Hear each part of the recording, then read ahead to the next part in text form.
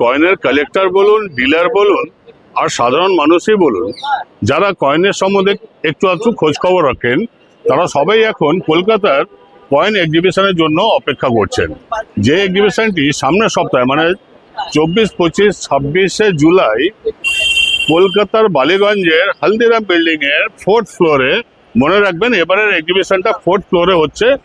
তো এখন সবাই এক্সিবিশনের জন্য ওয়েট করছেন।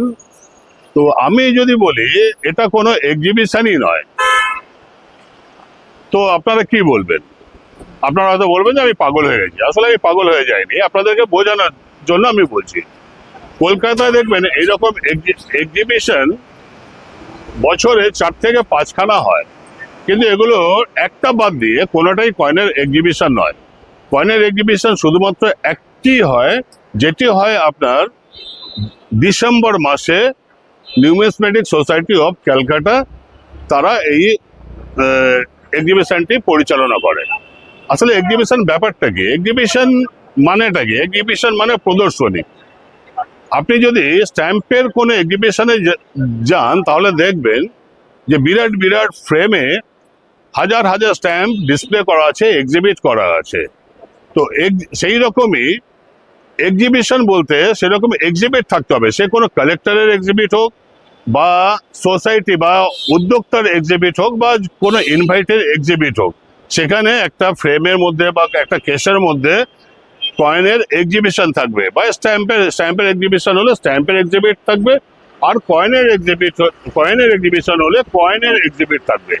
এবার ধরুন কেউ গেল এক্সিবিশন অ্যাটেন্ড করলো, দেখলো তার কিছু কয়েন ভালো লাগলো এবং তার মনে আগ্রহ জাগলো যে কয়েন কালেকশন করার।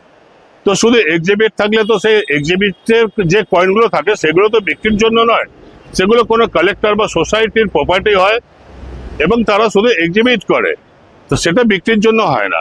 এবার ধরুন আপনার বা কারোর ওই কোনো কয়েন কালেকশন করার কেনার যদি আগ্রহ জমে, তাহলে আপনি কোথা থেকে কিনবেন? তার জন্য কি করা হয়, কিছু কয়েনের ভেন্ডার বা ডিলারদের স্টল দেওয়া হয়। সেই স্টলে কয়েন কেনা বা বেচা হয়, বা স্ট্যাম্পের এক্সিবিশন হলে স্ট্যাম্প কেনা বেচা হয়। এক্সিবিশন আলাদা, এক্সিবিট আলাদা থাকবে, কয়েন বা স্ট্যাম্প কেনা বেচার জায়গাটা আলাদা থাকবে। তো এই যে বছরে 4-5টা যে ইভেন্ট হয় কয়েন এক্সিবিশন আমরা বলি, কিন্তু এটার মধ্যে শুধুমাত্র একটি, যেটা ডিসেম্বর মাসে যেটা হয় সোসাইটি পরিচালনা করে, সেটি একমাত্র এক্সিবিশন হয়।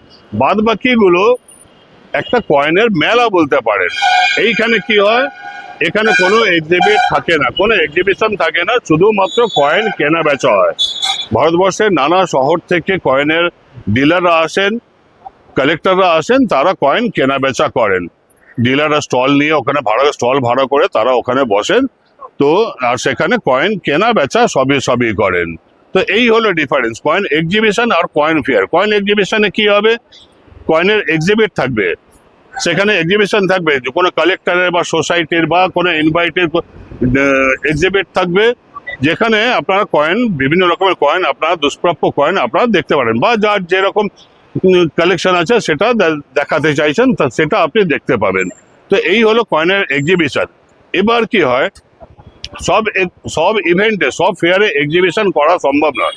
কেননা এক্সিবিশন করা মানে ধরুন আপনার একটা এক্সিবিট, আপনার একটা কালেকশন এক্সিবিট করবেন, সেই এক্সিবিটটা দিলেন আপনি উদ্যোক্তাদের।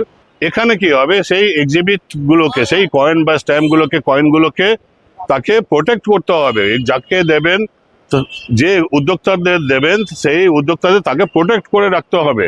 মাঝখান থেকে যদি চুরি যায় তাহলে তো আপনি তো ক্লেম করে বসবেন, আর ক্লেম করতেই পারে, যেই হবে সে ক্লেম তো করবেই। তো তার জন্য কি হয়, এই দায়িত্বটা সবাই নিতে চায় না, সব উদ্যোক্তারা নিতে যায় না। একমাত্র কলকাতার মধ্যে নিউমিসমেটিক সোসাইটি অফ ক্যালকাটা যে সোসাইটি আছে, সেই সোসাইটি ডিসেম্বর মাসে এক্সিবিশন অর্গানাইজ করে। বাদ বাকিগুলো জাস্ট কয়েনের ফেয়ার হয়। কয়েন যে জায়গাটা কয়েনের ফেয়ারে, যে জায়গাটা আপনি কয়েন কিনতে পারেন, বেচতে পারেন, এছাড়া আর কিছুই নয়। আশা করছি আপনাদের এই কয়েনের এক্সিবিশন ব্যাপারটা বোঝাতে পারলাম। আর এই কয়েন এক্সিবিশনের আগে বা পরে যে কোনো কয়েন কেনা বা বেচার জন্য চলে আসবেন আমার দোকানে, মানে অমর বাবুর দোকানে, সোমবার থেকে শুক্রবার দুপুর 1টা থেকে সন্ধ্যে 6টার মধ্যে কলকাতা জিপে পার্সেল ক্যাফে ঠিক সামনে। নমস্কার, ভালো থাকবেন।